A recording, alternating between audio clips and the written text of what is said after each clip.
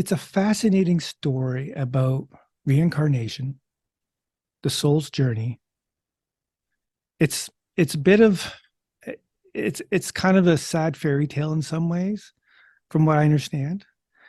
Karma, it's a really a deep mix, and it's so fascinating to understand that this gentleman's soul and his past lives are so tremendous that he decided to reincarnate to come back into this world again. But that being said, Joanne, so if you want to just kind of give us briefly who TJ Davis was for a lot of listeners who really don't know this gentleman. TJ Davis was the nephew of Gladys Davis, who was Edgar Cayce's secretary. Okay. Edgar Cayce, for those of you who don't know who he is or who he was one of the most renowned psychics of the 20th century. He did 14,000 readings. 2,000 of those were life readings in which he told people about their past lives. But the majority of them were all health readings. And boy, could we use him today, I tell you. Although he left us all this extraordinary work so that we can still look up a lot of the readings that he gave. Anyway, TJ Davis was born in June 21st, 1936. Gladys's brother, Boyd, was TJ's father. His mother was Berlin. And they were alcoholics, and they were gamblers. And they really did not want a baby. And TJ's little soul knew this, because TJ's intent was to come and be a part of Mr. Cayce's life again, because they had been together for many, many, many lifetimes. They'd been together in Egypt. They had been together all over for centuries. And so TJ, being a part of Cayce's soul family, he was zeroing in on, I want to be with Mr. Cayce again. And actually, this is a theme throughout his life, Michael, because he wasn't the kind of guy that focused on the fact that Mr. Cayce said he had been Thomas Jefferson. He really was focused on, I'm so lucky that I had Edgar Cayce in my life. Well, as it turns out, the way TJ told the story, he wanted to be Edgar's son, but it was too late by the time he checked in on him. He wasn't going to come through Gladys because she wasn't married. So he decided to come through Boyd in Berlin. And that's what he did. But because his mother was an alcoholic, the doctor after he was born, the doctor gave him 2 days to live. Wow. He said his body was all dried up like a piece of wood.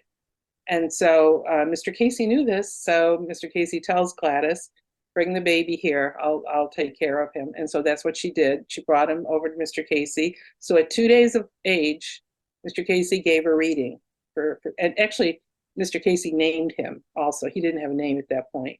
And when really? Yeah. When the doctor came and had the blank birth certificate, he said, we've got to give this baby a name. Well, actually, he wanted to give him a name because he thought he was going to die. The doctor did. And Mr. Cayce said, call him Thomas Jefferson Davis. That's where the TJ comes from. That's hilarious. So Gladys brings the baby over. Mr. Cayce does the reading, tells Gladys, give him carnation milk, he'll be fine. She gives him the carnation milk, he was fine. That was the first of many, many, many, many health readings that Mr. Cayce gave for TJ. It actually saved his life a few times. Yeah, you mentioned that in the book. Yeah, but after that, when he gave him that reading. All right. So you were talking about how TJ got to Mr. Cayce was a health reading at 2 years old. 2 days. And 2 days. Yeah, 2 days. Oh my gosh. So he had his first reading, which was a health reading that he had at 2 days old. Okay. Thank you. All right. So there. Go from there. Yeah. And then Mr. Cayce gave him 4 of his past lives.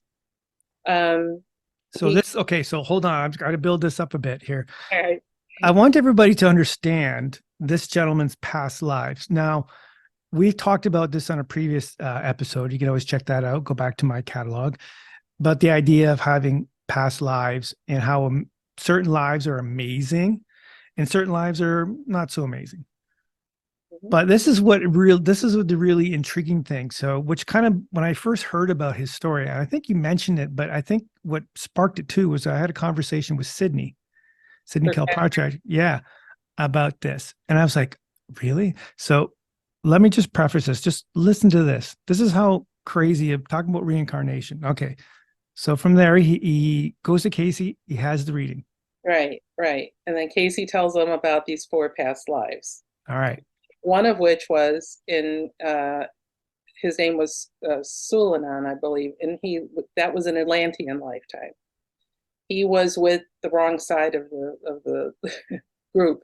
He was with the Sons of Belial. Belial, right, Yeah. right, and Sons of Belial. And he met the soul that became Gladys and fell in love with her. She, of course, was with the Law of One, the Daughters of One, and she converted him. And so he was one of the men that helped to take people out of Atlantis at the time of the destruction, and he helped to settle uh, different areas around the world. And Interesting. that's all outlined in the book and in his reading. Uh, he was also Alexander the Great. That's his second. That's his first famous past life. But if you were to ever ask him about that, he said, "Oh, I don't think Alexander was so great. All he did was go around killing people." So he wasn't really happy about that lifetime at all. Then he had a life in early France. He was involved with helping to establish the government of France. And then, of course, the Thomas Jefferson life.